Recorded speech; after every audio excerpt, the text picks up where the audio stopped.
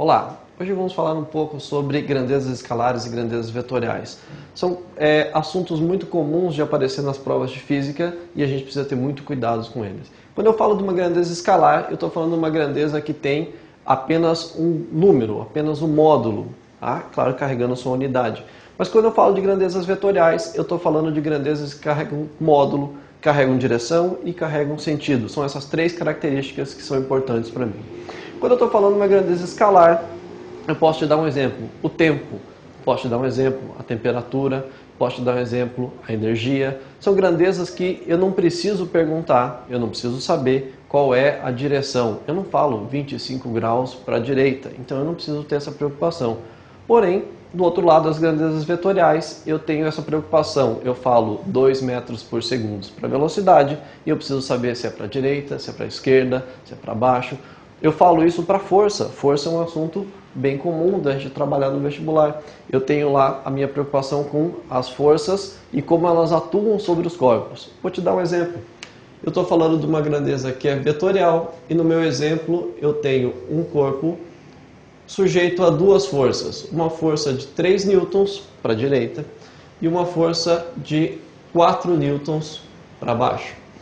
Eu não posso simplesmente chegar para essas grandezas que são vetoriais e falar, olha, a força resultante que atua sobre esse corpo é de 7 newtons.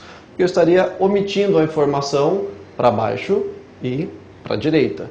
Logo, se eu quiser saber a força resultante, eu tenho que fazer uma soma vetorial, tem esse símbolo, essa pequena flecha em cima da força, igual a força 1 vetor mais a força 2 vetor.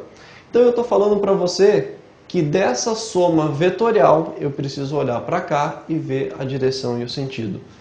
Como eu estou falando de duas forças e essas duas forças são perpendiculares, quem resolve o meu problema é o teorema do Pitágoras. E aí eu acabo com essa relação para o módulo das forças.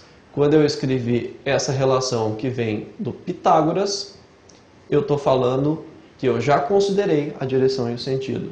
Resolvendo essa conta, eu teria a força resultante ao quadrado igual a 3 ao quadrado mais 4 ao quadrado. Eu estou falando de 9 mais 16. Estou falando de força resultante ao quadrado igual a 25.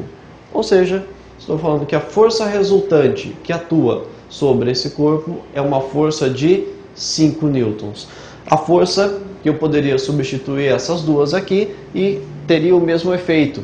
E não 7, como eu poderia pensar se eu pensasse isso com grandezas escalares.